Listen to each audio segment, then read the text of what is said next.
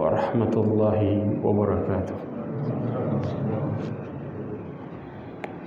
Innal hamdalillah nahmaduhu wa nasta'inuhu wa nastaghfiruhu wa nastahdihi wa na'udzu billahi min shururi anfusina wa min sayyiati a'malina. May yahdihillahu fahuwal muhtadi wa may yudlil falan tajida lahu waliyyan mursyida. Asyhadu an la ilaha illallah wahdahu la syarika lah wa asyhadu anna Muhammadan abduhu wa rasuluh.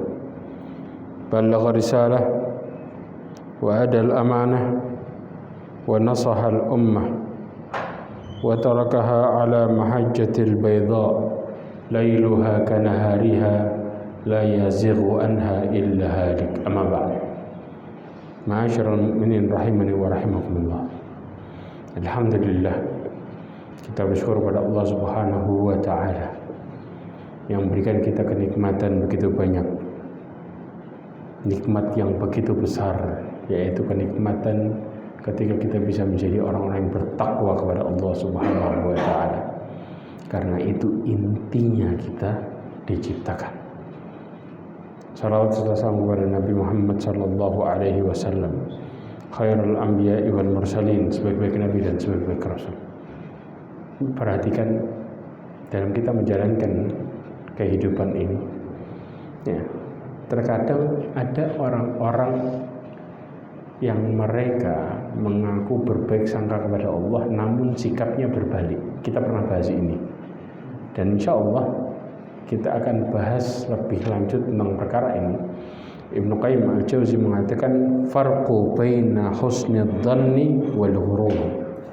Perbedaannya sekarang, ya, perbedaan dari sikapnya akan kelihatan secara jelas antara orang yang berbaik sangka sama Allah sama antara orang yang tertipu sama dirinya sendiri. Paham maksudnya tertipu?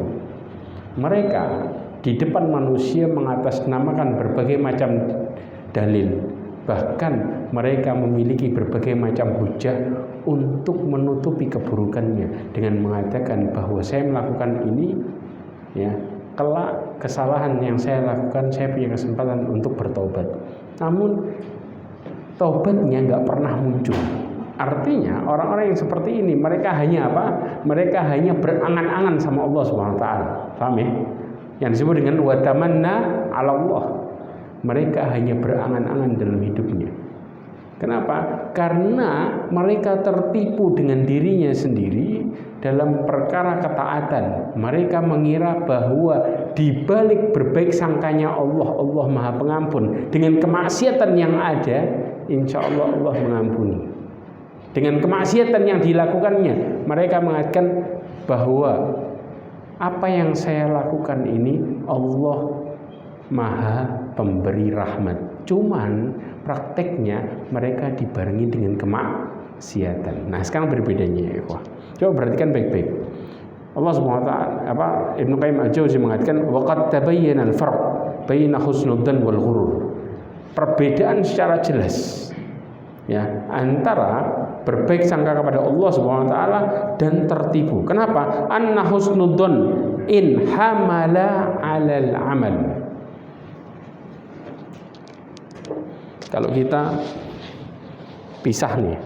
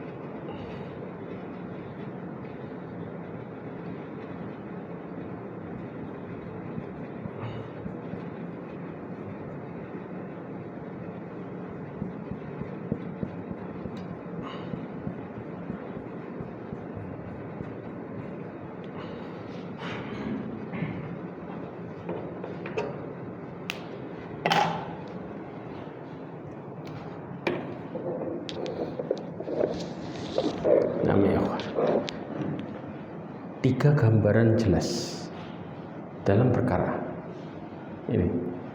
Orang-orang antara seseorang yang berbaik sangka sama Allah yang sebenarnya sama yang tertipu, mereka mengandalkan dirinya sendiri, melihat bahwa dirinya adalah orang-orang yang baik dan yang melakukan amal soleh tanpa kembali kepada Allah SWT. Hasilnya lihat, posisi berbeda. Faham yang pertama itu mereka termotivasi bahkan menghasilkan amal soleh dalam keyakinannya bahwa Allah Subhanahu wa Ta'ala adalah zat yang maha baik, zat yang patut untuk disembah. Ketika kita berbaik sangka pada Allah, di balik ampunan yang Allah janjikan, maka kita juga akan menghasilkan amal ketaatan dan jauh dari kemaksiatan. Berbeda dengan seseorang yang mengatakan Allah itu maha baik, berarti kalau saya maksiat juga Allah maha baik, maka saya nggak akan pernah dihukum. Hasilnya apa? Makanya lihat, orang-orang yang mengatakan kalau sudah mencapai cinta kepada Allah dengan posisi tinggi, nggak perlu sholat. Terjadi nggak ini? Nah, ini yang ketipu apa yang berbaik sangka? Yang ketipu ya ikhwah. Makanya hasilnya apa? Lihat awal. Jelas? Karena mereka mengatakan cintanya sudah bersatu. Ya, paham ya? Sedangkan orang yang kemudian mengatakan berbaik sangka kepada Allah Subhanahu wa Ta'ala harusnya terbukti dengan semakin kuatnya amal mereka. Ya. Kemudian juga dirinya menganjurkan, kemudian menggiring, ya, dengan amalan-amalan yang baik sesuai tuntunan. Jelas? Sedangkan orang-orang yang tertipu, ya, mereka melakukan kemaksiatan di balik berlindung dengan sifat-sifat Allah Subhanahu wa Ta'ala. Kan maha. Bayang nggak? Ini yang satu amalnya benar, yang satu amalnya buruk. Kalau Allah maha pengampun, berarti semua dosa pasti diampuni, tanpa minta ampun diampuni. Paham ya? Ini perkara yang satu ketipu sama pemahaman pemikirannya sendiri, dan yang satu mereka yang berbaik sangka dengan sebenarnya. Jelas ya ikhwah? Perkara yang ketiga, rasa berbaik sangka kepada Allah menimbulkan rasa takut yang semakin besar. Takut rusak hubungan, ya, menimbulkan rasa takut di balik kemaksiatan. Karena Allah Subhanahu wa Ta'ala di balik rahmatnya menginginkan kita melakukan kebaikan dan menjauhkan diri dari kemaksiatan. Maka penyebab-penyebab hancurnya hubungan kita sama Allah akan dijauhi sejauh-jauhnya. Berbeda dengan orang yang tertipu, ya, mereka mengatasnamakan segala sifat Allah Subhanahu wa Ta'ala, maka mereka mengatakan ibadah itu cukup di hati. Yang penting hatinya benar, maka otomatis Allah Maha tahu. Ini yang benar, apa yang ketipu? Paham ya? Hasil yang sangat jauh. Ya. Ketika mereka mengatakan di balik ketaatan, maka timbul rasa cinta. Ketika mereka berbicara tentang kemaksiatan, maka timbul rasa takut. Di antara keduanya timbul harapan, dan inilah yang menjadikan seorang ikhlas. Berbeda dengan orang-orang yang merasa bahwa dia sudah melakukan banyak amal saleh, dan mereka mengatakan Allah pasti memasukkan saya ke dalam surga. Kira-kira kepleset kemaksiatannya lebih besar apa lebih kecil? Lebih besar, karena mereka tidak berhati-hati. Jelas? Ya. Nanti kita akan bicara prakteknya gimana. Maka di sini, ya, dijelaskan wa inda ilal bitalah. Subhanallah. Na'udzubillah min dzalik. Seorang yang tertipu itu membawa dirinya kepada keberanian wa inhimak, dan menjerumuskan diri dalam kemaksiatan. Mereka berani melakukan apa? Melakukan pelanggaran dalam hidupnya dan menjerumuskan ke dalam kemaksiatan semakin dalam. Makanya orang-orang yang seperti ini, mereka masuk ke dalam perkara fajir. Coba ya ikhwah, orang-orang yang fajir ketika bermaksiat, apa kata-katanya? Kalau mukmin ketika bermaksiat, apa yang terjadi?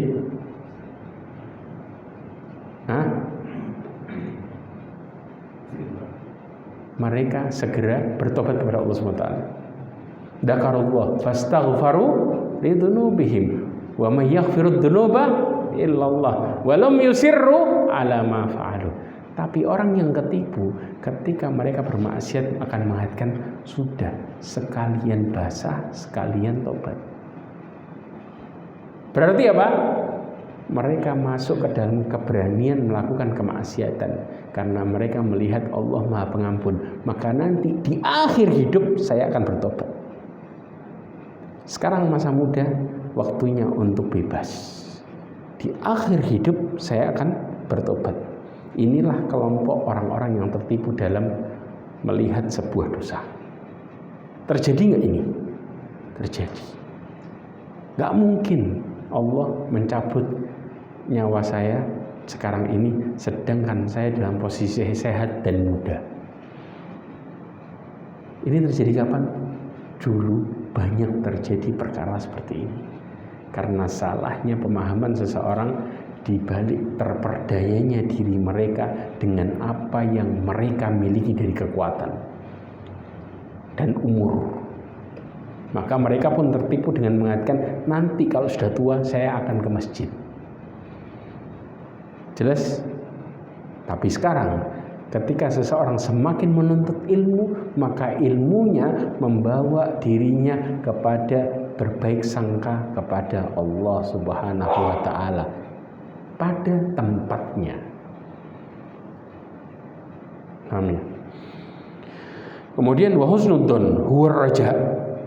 Inti dari berbaik sangka, munculnya 3 perkara ini, yaitu karena memiliki harapan besar kepada Allah Subhanahu wa ta'ala.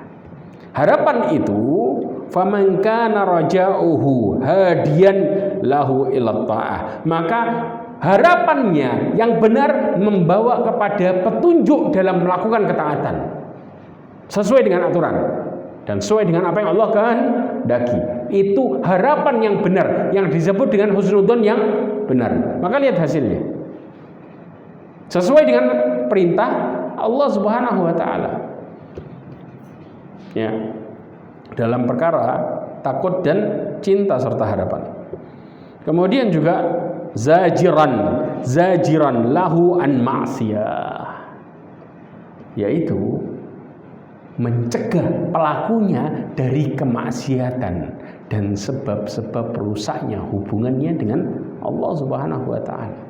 Kalau mereka berbaik sangka kepada Allah dengan Maha Pemurahnya Allah, maka mereka akan menjaga perkara itu. Sebagaimana Rasulullah SAW.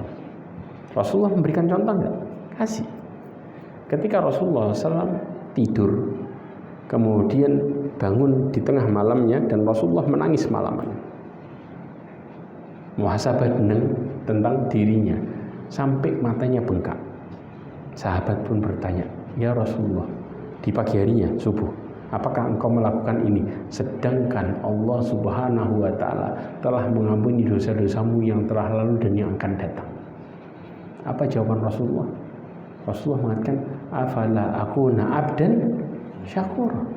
Ini hasil husnudzon, yaitu bukankah aku harusnya tambah bersyukur, tambah taat kalau dijamin ini. Sedangkan orang yang tertipu mengatakan, kalau gitu nggak perlu melakukan amal soleh. Kenapa? Karena sudah dijamin masuk surga dan sudah diampuni, berarti bebas dong. Ini yang sering kita pikirkan sebelum kita mengerti ilmu. Betul apa enggak? Berarti hidup Rasulullah bebas. Cara berpikir ini adalah cara berpikir orang yang tertipu. Kalau cara berpikir orang yang berhusnudzon sama Allah, mereka akan semakin taat di balik anugerah yang ada. Karena tidak menginginkan rusaknya anugerah tersebut. Walaupun jaminan, tapi semakin dekat, semakin takut, semakin bersyukur. Lihat. Jelas? Kemudian ya ikhwah, fahuwa raja'u sahih, maka ini dikatakan sebagai harapan yang benar. Wa man kanat bitalatuhu, keberaniannya, rajaan sebagai harapan, dan harapannya bitalah wa tafritan, yaitu keberanian dalam perkara kemaksiatan dan juga kelalaian, maka inilah yang disebut tertipu. Jadi dia berharap, di balik harapannya menunjukkan sikap berani maksiat dan semakin jauh dari Allah. Itu tadi. Ya, dikasih anugerah. Mudah-mudahan. Ada sebuah tempat, saya nggak nyebutin tempatnya. Nggak, ini pelajaran buat kita. Ada sebuah tempat, nggak lama kejadian kena musibah. Rumah yang lainnya, ya, dikisahkan subhanallah, rumah yang lainnya semuanya tenggelam. Ada satu rumah yang nggak kena, sampai rumah itu utuh dan lantainya nggak kena dampak. Kebayang nggak? Dan subhanallah, apa yang terjadi? Allah memberikan ciri jelas. Dikisahkan pemilik rumah itu, dikatakan, ya, dia mengusir ibunya. Paham? Ini perkara baik atau buruk? Pemilik rumah yang utuh tadi dijelaskan mengusir ibunya. Ya. Maka masyarakat melihat bahwa pemilik rumah ini adalah orang yang Allah muliakan karena utuhnya rumahnya. Ini betul atau salah? Ada yang ngomong betul? Kan utuh rumahnya, yang lainnya kena dan banyak jadi korban. Dia rumahnya utuh. Kan ini anugerah. Tapi ada satu ciri, ya, dia mengusir ibunya dari rumahnya.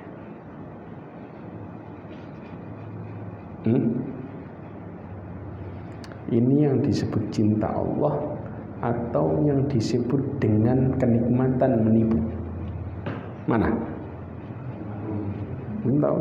Sampai warga sekitar dan tersebar perkara ini, maka mereka memanggil orang ini dengan kata-kata orang yang dicintai, setara dengan apa? Habib. Paham ya? Dalam kondisi ini. Tapi dikisahkan perkara ini, ya, yaitu di mana orang tersebut, ya, dikisahkan telah mengusir ibunya, dan bahkan warga sekitar berbicara tentang bagaimana kesaksian ibunya. Paham ya? Ini pelajaran besar. Maka orang-orang yang diperlihatkan dengan utuhnya rumah, mereka mengatakan ini anugerah. Jelas? Sedangkan orang-orang yang diperlihatkan dengan sikap pemiliknya, maka ini disebut dilanjurkan atau istidraj. Dua pandangan yang berbeda. Karena yang satu paham tentang husnudzon, yang satu seseorang yang cara pandangan yang salah cara. Jelas? Jelas ya? Nah ini dia. Ini pelajaran besar dan ini praktek dari dua perkara ini. Kenapa? Kayak seperti ini contoh. Ada seseorang, Ibnu Qayyim al-Jauzi mengatakan, ya, contoh, ada seseorang berdoa di kuburan. Ya, dia meminta kepada yang dikubur. Dan subhanallah doanya mustajab. Di titik pas kejadian itu. Jelas? Ya, dia minta kepada siapa? Yang dikubur. Maka ketika pas kejadian itu doanya, kejadian enggak? Terjadi kadang-kadang. Begitu mustajab, maka orang akan bertanya apa? Akan bertanya, apa yang kamu baca? Betul? Yang satu akan mengatakan, orang ini melakukan itu bukan karena minta kuburnya, tapi karena dia terhimpit dan dia memohon dengan penuh rintihan kepada Allah SWT. Keikhlasannya, paham ya? Pas tepat dia berdoa di kuburan, pas tepat berdoa di kuburan, mustajab. Maka orang bertanya, apa yang engkau baca? Orang yang engkau baca ini termasuk dari yang terperdaya atau yang berbaik sangka? Paham ya? Sedangkan orang yang melihat kondisinya ketika dia terhimpit di saat itu, maka dia melihat dalam posisi sebagai berbaik sangka kepada Allah. Karena orang yang melakukan ini, kenapa doanya Allah terima? Karena dia dalam posisi terhimpit. Terhimpitnya yang dilihat, bukan di kuburannya. Jelas? Paham? Ini yang terjadi. Banyak hal. Makanya kita bisa melihat kacamata dari sini dan dari sini kalau kita paham ilmu. Praktek sebenarnya. Baru kita akan melihat, oh ini anugerah sebenarnya. Oh ini sebenarnya cobaan.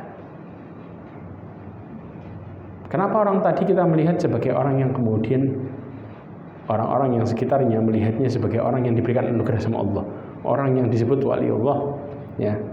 Kenapa kita mengatakan itu bukan waliullah sebenarnya? Karena apa? Dia melanggar perkara yang besar, yaitu durhaka kepada orang tua. Ini contoh, ini kondisi. Maka nggak mungkin seseorang Allah naungi kalau mereka berbuat dosa besar. Paham? Ya, oke, lanjut. Dicontohkan, ya, digambarkan oleh Ibnu Qayyim al-Jauziyah mengatakan, walau anna rajulan kanat lahu ardun yu'ammilu ayyauda alaihi min maghliha ma yanfa'uhu fa ahmalaha wa lam yabdurha wa lam yahrutha. Contoh ya, ada seseorang, ya, dia memiliki sepetak tanah, jelas. Kemudian dia berharap dari sepetak tanah itu tumbuh tanaman, ya, yang bermanfaat untuk dirinya. Tetapi sepetak tanah tadi dibiarin, jelas. Kemudian tidak disebar benih dan tidak dibajak. Ini termasuk yang pertama, apa yang kedua? Kedua, prakteknya persis kayak gitu. Dia mengatakan, oh Allah pasti ngampunin saya. Kan saya melakukan kesalahan, Allah Maha tahu. Ya, tapi apa? Dia nggak bertobat, tetap maksiat. Ini sama kayak orang yang punya sepetak tanah, berharap ditumbuhi tanaman yang bermanfaat, ada sayur mayur dan buah-buahan, tapi dia nggak mau bajak, ya, dan juga nggak mau nyebarin benihnya, dibiarin, ditungguin gitu aja. Maka perkara inilah yang disebut dengan apa? Manusia yang paling jahil. Ya, orang-orang akan mengatakan apa? Nggak mungkin tumbuh, orang nggak ada usaha. Persis, nggak mungkin Allah memberikan kita anugerah ketika kita nggak berusaha. Cuman model apa? Baik sangkato. Sama dengan seseorang yang kemudian mengatakan saya bakal dapat emas, tapi diem di rumah sambil berdoa tok, tidak ngapa-ngapain. Maka orang mengatakan innas sama la tumtiru dhahaban wala fiddah. Langit nggak mungkin hujan emas dan perak, nggak mungkin. Ya, perkataan ini bagi orang yang kemudian mengatakan kan Allah Maha mengabulkan doa, cukup di rumah berdoa, nanti kemudian bakal datang itu, nggak perlu ngapa-ngapain. Paham? Ini yang tertipu. Tapi ya, wa husnudzan, bi ayyati min maghliha ma ya'ti man haratha wa badara wa saqa wa ta'ahada al-ardha la addahu nas min asfahi sufaha. Dikatakan orang yang husnudun yang sebenarnya seseorang yang kemudian mereka mendatangi tanahnya dengan apa? Dengan berusaha untuk menanam, menyebar benihnya, menyiraminya, serta merawat tanahnya. Ya. Sehingga ini yang disebut dengan praktek yang sebenarnya, yang disebut dengan berbaik sangka. Sekarang Ma'asyarul mu'minin rahimani wa rahimakumullah. Berbaik sangka itu yang pertama yang kita harus pahami. Ini sudah ya.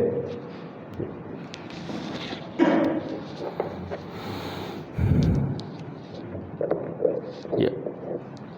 Coba perhatikan. Terus.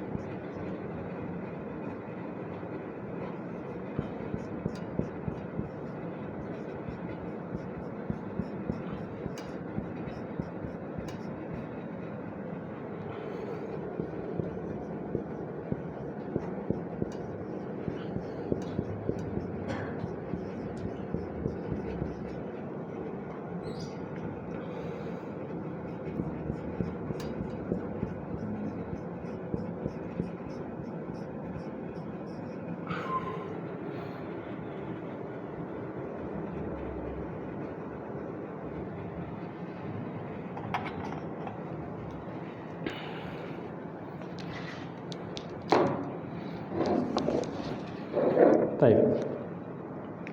Ya, coba perhatikan baik-baik. Berbaik sangka, ya. Ketika kita bicara tentang husnudzon, bermula dari apa? Hati. Paham? Sumbernya dari sini baru praktek. Kalau kemudian hati tidak sejalan, maka nggak akan pernah muncul dengan perkara husnudzon kepada Allah SWT. Maka awal mula terjadi dari hati seseorang. Sebagaimana ya dijelaskan perkara ini oleh Syekh Shalih Fauzan. Fauzan mengatakan prasangka yang baik kepada Allah seharusnya disertai dengan meninggalkan kemaksiatan. Kalau tidak, maka ini termasuk sikap merasa aman dari adab Allah. Jadi kalau kemudian seseorang berbaik sangka sama Allah, melakukan sebaliknya, maka mereka seakan-akan merasa aman bahwa mereka tidak akan diadab. Jelas? Nah, prasangka baik kepada Allah Subhanahu wa taala harus disertai dengan melakukan sebab datangnya kebaikan dan sebab meninggalkan kejelekan. Maka ini terjadi kalau hatinya benar. Kenapa ya ikhwah? Coba perhatikan baik-baik firman Allah Subhanahu wa taala. Allah Subhanahu wa taala berfirman di dalam surat Al-A'raf ayat 99. Ini praktek bagaimana hati seorang. Allah Subhanahu wa taala berfirman, "Afa aminu makrallah, fala ya'manu makrallah illa al-qaumul khasirun." Apakah kalian merasa aman dari makar Allah? Ya, tidak ada orang yang merasa aman dari makar Allah kecuali orang-orang yang merugi. Syekh Abdurrahman Ibn Nasir As-Sa'di mengatakan, seorang hamba tidak sepantasnya merasa aman terhadap keimanan yang dimilikinya. Berarti apa? Hatinya selalu diawasi. Sumber dalam posisi kita melakukan amalan, awal mulanya, pemimpinnya, yaitu hati kita, itu selalu diawasi. Kenapa? Karena khawatir jika ditimpa sebuah ujian yang dapat melenyapkan imannya. Terjadi enggak?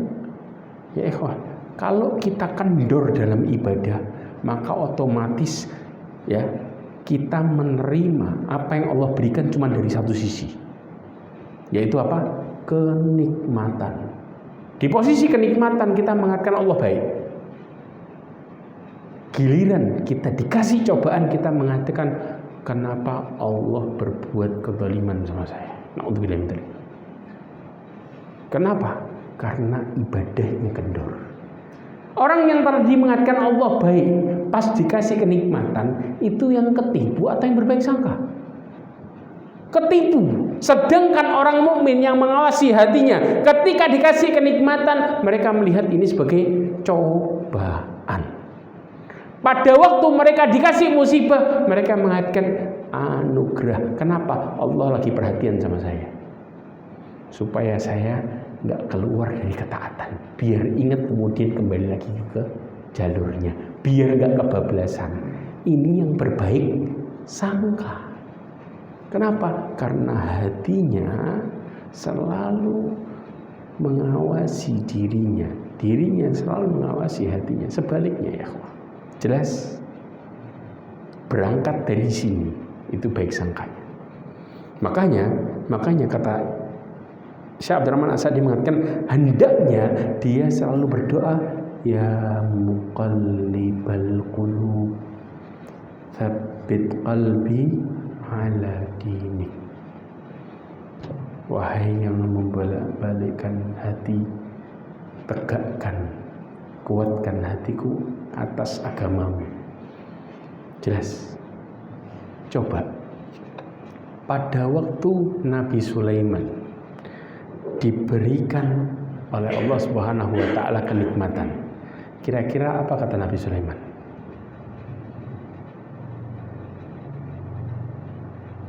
Allah berfirman apa? Hadza min fadli rabbi liyabluwani aashkur am akfur. Allah mengatakan ini adalah keutamaan dari Tuhanku untuk mengujiku, apakah aku bersyukur atau ingkar. Kenapa?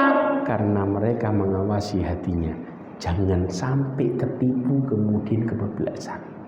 Maka Nabi Sulaiman mengatakan ini merupakan keutamaan dari Allah, bukan usahanya. Untuk menguji apakah aku bersyukur di balik itu atau justru tambah ingkar, tambah jauh, tambah lupa. Jelas? Praktek. Kapan kita harus menjadi orang-orang yang selalu mengawasi diri hati kita? Di tempat mana kita berbaik sangka? Perkara berbaik sangka, prakteknya ada dua posisi. Bicara yang pertama adalah ketika kita dalam melakukan ketaatan kepada Allah Subhanahu wa taala, Ya akhi, ya ikhwah, ketaatan ada dua hal. Ketaatan ada dua hal dalam melakukan ibadah dan menjauhi kemaksiatan. Dua-duanya judulnya taat. Paham? Ya, dua-duanya namanya taat. Ya. Jangan pernah kemudian kita merasa salah dalam persepsi mengatakan taat itu dalam ibadah. Kalau kemaksiatan menjauhi bukan perkara taat, bukan. Yang disebut taat dua perkara ini. Jelas? Nah, Allah Subhanahu wa taala mengatakan di dalam hadis qudsi. Lihat prakteknya husnudzon. Ya, Allah mengatakan ana inda dhanni abdi bi. Aku tergantung prasangka hambaku. Wa ana ma'ahu idza daqarani fa in daqarani fi nafsihi daqartuhu fi nafsi. Dan aku bersama mereka apabila mereka mengingatku. Kalau mereka mengingatku di dalam dirinya, maka aku ingat di dalam diriku. Berarti siapa yang mulai di sini? Siapa yang mulai? Allah Subhanahu yang mulai hamba. Jelas? Yang mulai siapa? Seorang hamba dalam taat. Karena Allah mengatakan, aku tergantung prasangka hambaku. Kalau dia mengingatku, berarti kalau dia mulai, maka aku akan ingat. Kalau dia mulai melakukan ketaatan, baru dikasih petunjuk. Jelas ya? Ya. Kemudian wa in daqarani fi mala'i dakartuhu fi mala'i khairam minhu. Kalau dia mengingatku dalam keramaian, kalau ini tadi sendiri. Jelas? Kalau dia mengingatku dalam keramaian, maka aku akan mengingatnya dalam keramaian yang jauh lebih baik dari itu. Allah Subhanahu wa ta'ala mengingat hambanya di keramaian. Allah menyebut di depan para makhluknya. Kebayang semua malaikat dikabarkan kepada malaikat Jibril, dan malaikat Jibril menyebarin kepada semua malaikat. Otomatis maka cintanya bakal turun ke makhluk yang ada di bumi, yaitu para manusia. Secara otomatis. Semua, bukan manusia aja, semua. Sampai binatang pun cinta sama dia. Buktinya apa? Buktinya dalam hadis Rasulullah disebutkan bahwa semua makhluk akan meminta ampunkan untuknya, sampai ikan di dasar laut pun mendoakannya. Lihat kondisinya. Jadi Allah mengatakan, aku akan mengingatnya jauh lebih baik darinya. Enggak tanggung-tanggung. Jelas di sini. Kemudian wa in taqarraba ilayya bi shibrin taqarrabtu ilaihi dira'an. Kalau dia mulai mendekatkan diri kepadaku dengan sejengkal, aku akan mendekatkan diri kepadanya dengan sehasta. Mana yang lebih kencang? Yaitu siapa? Allah Subhanahu wa ta'ala lebih dekat, dengan syarat kita memulai. Disinilah letak hidayah. Makanya para sahabat, apakah mereka langsung jadi orang yang terbaik ketika masuk Islam, langsung lakuin semua ketaatan? Langsung enggak? Jawabannya enggak. Bertahap. Bertahapnya dari mana? Ketika mulai melangkah dalam ketaatan, maka Allah mulai ngasih petunjuknya. Maka ketaatannya semakin kuat, dan semakin baik di balik petunjuk tersebut. Jelas? Maka disinilah letak satu kunci yang pantangan terhadap kita berhusnudzon kepada Allah. Apa pantangannya?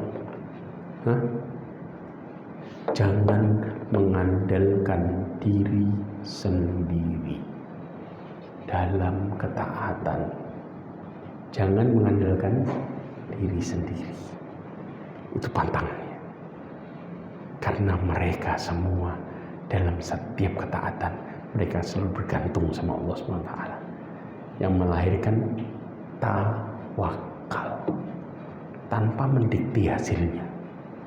Sebagaimana Rasulullah mengatakan, saya bolak-balik ini doanya, ya Hayyu ya Qayyum bi rahmatika astaghits aslih li sya'ni kullah, perbaikilah semua urusanku, wala taqilni ila nafsi tarfata'in, jangan engkau sandarkan diriku pada jiwaku tanpa bantuanmu sekejap mata pun. Sekejap mata ini sesaat. Orang ngedik itu hitungan apa? Gak sampai detik kayaknya. Ya, artinya dalam waktu sekecil apapun kita butuh bantuan Allah terus. Dengan kita minta terus sama Allah. Ini yang disebut praktek husnudzon yang sebenarnya. Paham? Ya. Kemudian juga Allah SWT mengatakan wa in taqarraba ilayya dira'an taqarrabtu ilaihi ba'an. Kalau dia mendekatkan diri kepadaku sehasta, maka aku akan mendekatkan diri kepadaku maka aku akan mendekatkan diri kepadanya sedepak. Lebih jauh lagi. Kalau wa in atani yamshi ataituhu harwalah. Kalau dia mendatangiku dengan berjalan, aku akan mendatangi dengan berlari. Berarti Allah akan lebih dekat kepada kita kalau kita mulai dekat kepada Allah. Mulailah dengan hati kita gantungkan kepada Allah. Karena Allah pasti akan semakin memberikan kita anugerah di balik mulainya ketaatan. Jelas? Oke. Imam Hasan Al-Basri mengatakan, ya, sesungguhnya seorang mukmin ketika berbaik sangka kepada Allah SWT, maka dia akan memperbaiki amalnya. Sementara orang yang buruk ketika berprasangka buruk kepada Tuhannya, maka dia melakukan amal yang buruk juga. Jadi tergantung amalnya. Kalau dia mengatakan berbaik sangka, maka terlihat dari amalnya. Kalau dia ketipu, maka terlihat juga dari amalnya. Jelas? Kemudian ya ikhwah, coba perhatikan baik-baik. Yang kedua, dalam mengalami musibah dan menjelang kematian. Ya. Disebutkan dari Jabir ibn Abdullah radhiyallahu anhu bahwasanya Nabi sallallahu alaihi wasallam, ya, 3 hari sebelum meninggal Rasulullah mengatakan, hadis riwayat Muslim, kata Rasulullah, la yamutanna ahadukum illa wa huwa yuhsinu billah. Janganlah kalian meninggal 3 hari sebelum meninggal, ya, Rasulullah mengatakan ini. Janganlah kalian meninggal kecuali dalam keadaan berbaik sangka kepada Allah Subhanahu wa taala. Dan ini husnudzon sangat diperlukan dan penyebab husnul khatimah. Modalnya di situ. Tapi ingat, husnudzon yang ini tidak akan terbangun dengan baik kalau kita tidak membangun selama hidup kita. Jelas? Kalau makanya kenapa seseorang dikubur dikatakan mereka bisa menjawab pertanyaan malaikat secara lancar? Karena mereka membangun keyakinannya kepada Allah juga selama hidupnya. Sebagaimana Allah Subhanahu wa taala berfirman, yuthabbitullahu alladhina amanu bil qawli tsabit fil hayati dunya wa fil akhirah. Allah meneguhkan hati orang-orang yang beriman dengan perkataan yang teguh di dunia dan akhirat. Perkataan yang teguh adalah la ilaha illallah. Karena apa? Mereka meneguhkan hatinya selama hidupnya, maka Allah akan meneguhkan lisannya dan hatinya dalam menghadapi pertanyaan malaikat serta dalam sakaratul maut dengan kata-kata la ilaha illallah. Karena Rasulullah mengatakan, man akhir kalamihi la ilaha illallah dakhala jannah. Ya. Disebutkan di dalam kitab Mausu'ah al-Fiqhiyah, disebutkan seorang mukmin diharuskan berprasangka baik kepada Allah Ta'ala dan lebih ditekankan dalam prasangka baik kepada Allah ketika ditimpa musibah dan ketika akan meninggal dunia. Ya, kenapa ditimpa musibah harus berprasangka baik? Karena hasil dari musibah akan jadi baik kalau kita baik berprasangka kepada Allah. Akan jadi buruk dan murka kalau kita berburuk sangka kepada Allah. Coba perhatikan, Rasulullah SAW mengatakan dalam hadisnya, inna idhamil jaza ma'idhamil bala. Ya, inna Allah idha ahabba qawman ibtalahum. Kalau Allah cinta sama satu kaum, pasti Allah akan uji mereka. Hasilnya apa? Fa'in radiyah. Kalau mereka ridho. Ridho ini gara-gara berprasangka baik. Falahur ridho. Maka dia mendapatkan ridho Allah SWT. Kalau dia ridho, maka Allah ridho sama dia. Wa in sakhita, kalau benci, falahu sukht, maka Allah akan benci sama dia. Saya kasih sebuah kondisi gambaran. Contoh seseorang ridho sama Allah Subhanahu wa taala. dan contoh seseorang tidak ridho sama Allah. Ciri-cirinya apa? Kita lanjutkan sedikit. Ciri-cirinya apa? Supaya kita paham.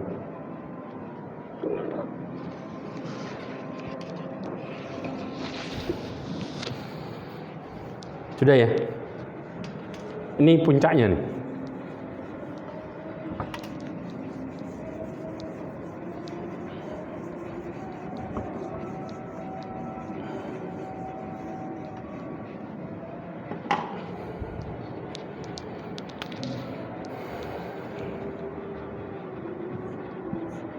Ada dua hasil besar.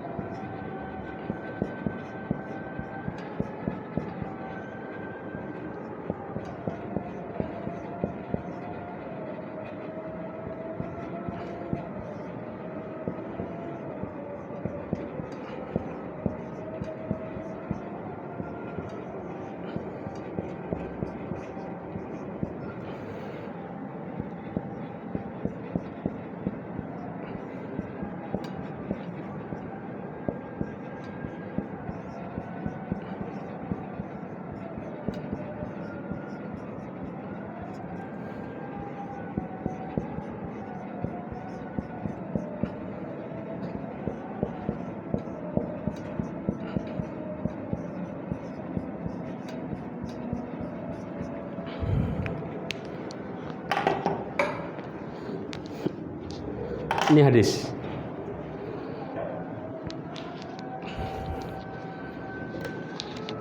Ini hasilnya. Mana yang berbaik sangka kepada Allah SWT, mana yang mereka dianugerahi keridhaan Allah, mana yang dibenci.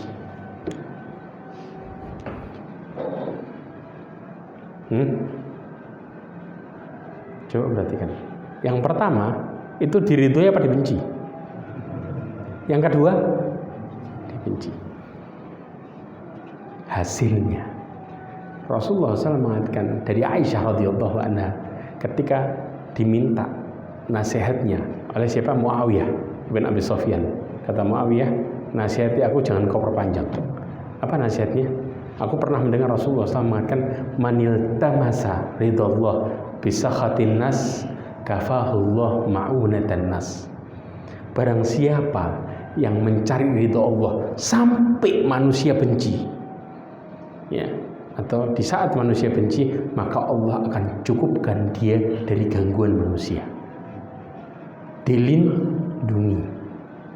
Makanya fa in radiya falahur ridha. Kalau dia ridha sama Allah, maka Allah ridha sama mereka.